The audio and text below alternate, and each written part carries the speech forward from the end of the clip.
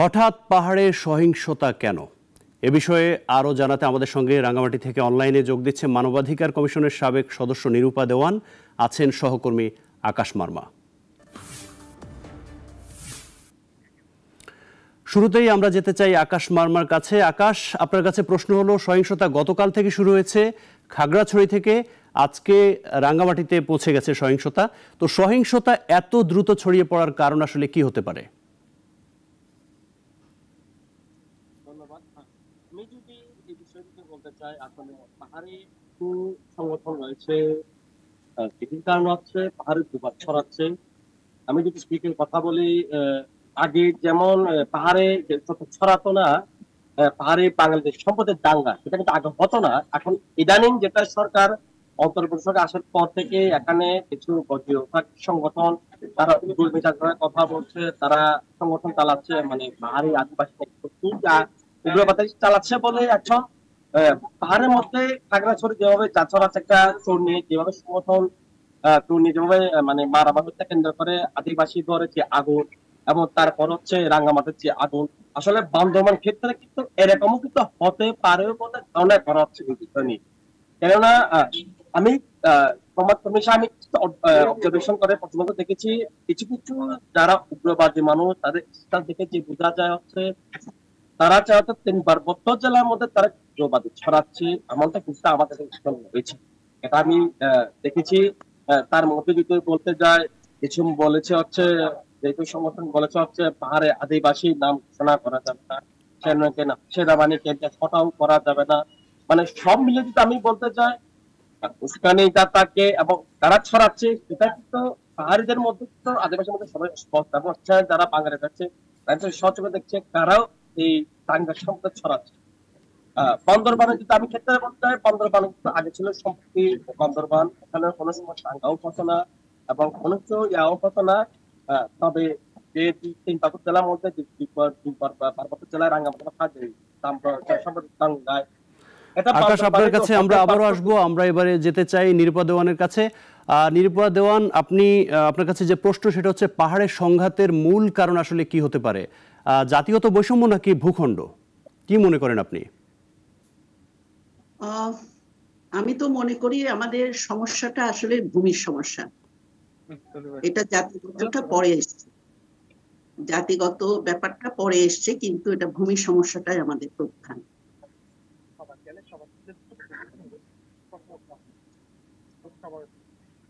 আর কিছু বলবেন? শুনতে পাচ্ছি, আপনি বলুন। হ্যাঁ, না, আমি যা দেখতে পাচ্ছি, আগেও এই ধরনের সহিংসতার ঘটনা ঘটেছে। আমি আপনাদের সংবাদ দেখলাম, যেটা আপনি শুরু করেছেন। রাঙামাটিতে গত কাল থেকে যে দীঘিনালা এবং খাগড়াছড়ি যে ঘটনাটা ঘটলো, আগে কিন্তু কখনো এভাবে বিস্তৃত হয়নি, রাঙামাটি পর্যন্ত আসেনি। তো আপনার খবরে আমি যেটা শুনলাম যে সকালবেলা বিক্ষোভ মিছিল করে পাহাড়িরা বাঙালিদের দোকানপাট, ব্যবসা প্রতিষ্ঠান করেছে, এটা কিন্তু সঠিক না। হ্যাঁ, এটা সঠিক না।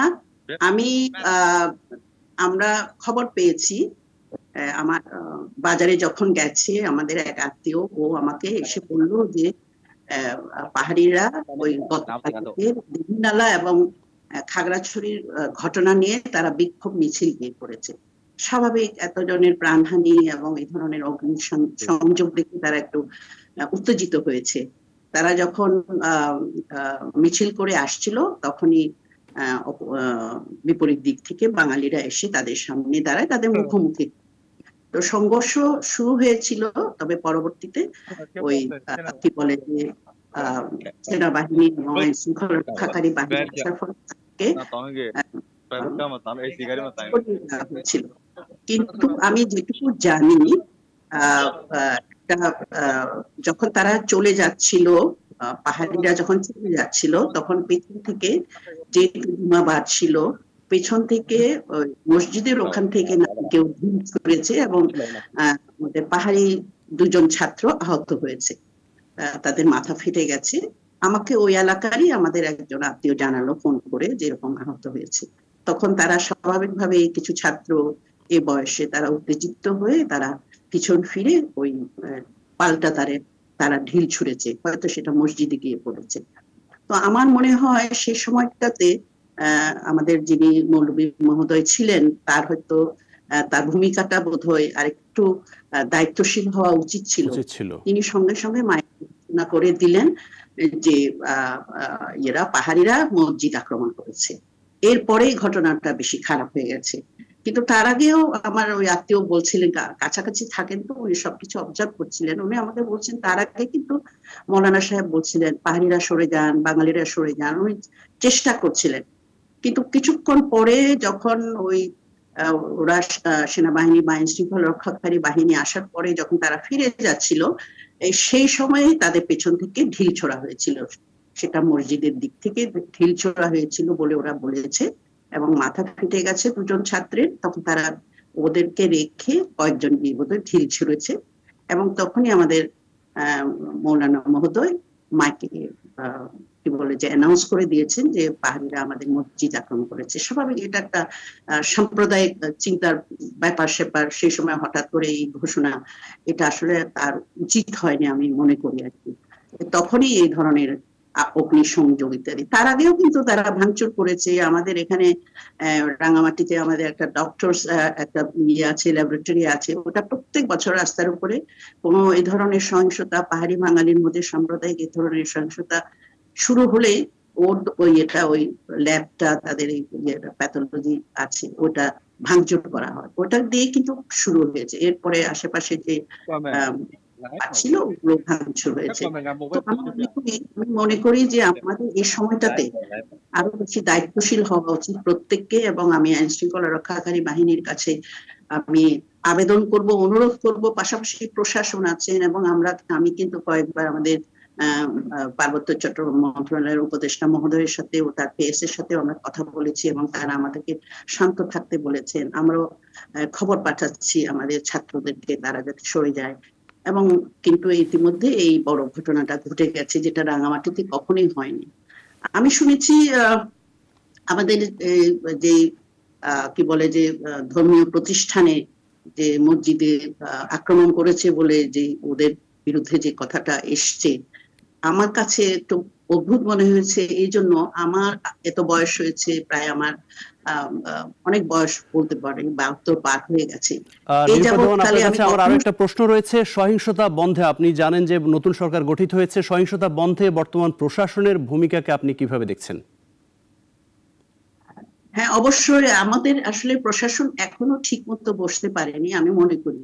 স্থানীয় প্রশাসনগুলো হয়তো ঢাকায় তারা কাজ করছেন, কিন্তু এখনো আমাদের জেলা প্রশাসক মহোদয়, এসপি মহোদয়, যারা প্রশাসন ইয়ে করবেন, তাদের এখনো বদলি বা এ ধরনের একটা তাদের মধ্যে বিরাজ করছে। স্বাভাবিকভাবে তারা কিন্তু এখনো, তারপরেও আমি মনে করি তারা যথেষ্ট চেষ্টা করেছেন এই সহিংসতা বন্ধে, এবং তার পাশাপাশি আমাদের ঢাকা থেকে যারা আমাদের খবরগুলো পেয়েছেন, বিশেষ করে আমি শুনেছি আমাদের মাননীয় প্রধান উপদেষ্টা মহোদয়ও এ ব্যাপারে অবগত হয়েছেন, এবং তিনি নির্দেশ দিয়েছেন যাতে এখানে যে সহিংসতা হচ্ছে, যে সাম্প্রদায়িক একটা দাঙ্গা সৃষ্টি হয়েছে, সেটা তাড়াতাড়ি বন্ধ করে দেওয়ার জন্য। এবং আমি প্রশাসনকেও ধন্যবাদ জানাবো, তারা কিন্তু সবসময় ইতিবাচক কাজই করেছেন, চেষ্টা করেছেন। দ্রুত যখনই কোনো এই ধরনের ঘটনার সম্ভাবনা দেখেন, তারা কিন্তু আমাদেরকে ডেকে, সুশীল সমাজের লোকজনদেরকে কি চেষ্টা করছেন। নিরূপা দেওয়ান, আপনার কাছে আমার সর্বশেষ প্রশ্ন রয়েছে, এই যে শান্তি চুক্তির 27 বছরেও সংঘাত বিদ্বেষ আমাদের আসলে কি ইঙ্গিত দেয়? আর এর সাথে স্থানীয় যেসব সংগঠন রয়েছে, ইউপিডিএফ, জেএল এর সম্পৃক্ততা আছে বলে মনে করেন কিনা আপনি? আসলে আমাদের হয়েছে কি, এই যে চুক্তি যে পূর্ণাঙ্গ বাস্তবায়নের দীর্ঘসূত্রিতার কারণে কিন্তু এই যে দলগুলোর মধ্যে, আগে তো তখন প্রথমে শুধু একটা জনসংহতি সমিতি যারা এই চুক্তিটা সরকারের সাথে চুক্তিবদ্ধ হয়েছিলেন, স্বাক্ষর করেছিলেন, সে সময় ইউপিডিএফ যদিও তখন তারা বিরোধিতা করেছিল, কিন্তু পরবর্তীতে তারাও চুক্তির পক্ষে কাজ করেছিল। কিন্তু এই চুক্তি বাস্তবায়নের দীর্ঘসূত্রিতার কারণেই কিন্তু এই দলগুলোর মধ্যে অনেকটা হতাশা কাজ করেছে। এর ফলে দেখা যাচ্ছে সেখানে প্রথমে দ্বিধা, তারপরে ত্রিধা, চতুর্থা, এভাবে এখন বোধহয় 5টা দল হয়ে গেছে।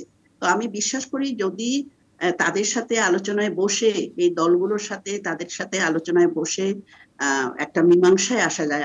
আমরা এই মুহূর্তে এটাই চাচ্ছি। আমাদের প্রধান উপদেষ্টা মহোদয়ের কাছে এটা আমাদের আবেদন ছিল, আমাদের উপদেষ্টার কাছে এটা আবেদন ছিল যে বিভিন্ন দলে ভাগ হয়ে গেছে দল, আমাদের আঞ্চলিক দলগুলো, সেগুলোকে একত্রিত করে একসাথে বসে তাদের চাওয়া পাওয়া এগুলো নিয়ে একটু আলোচনা করে আলোচনার টেবিলেই যাতে আমরা এটা সমাধান করতে পারি। আরেকটা আপনাকে যে কথাটা আমি শেষ করিনি সেটা হচ্ছে আমার জানা মতে ইতিহাসে কখনো আমাদের পাহাড়িরা এই কোনো ধর্মীয় প্রতিষ্ঠানে আঘাত করেছে বা আক্রমণ করেছে এই ধরনের কোনো ইতিহাসে নাই। তো এটা আমার কাছে আমার কাছে বিস্ময় মনে হয়েছে।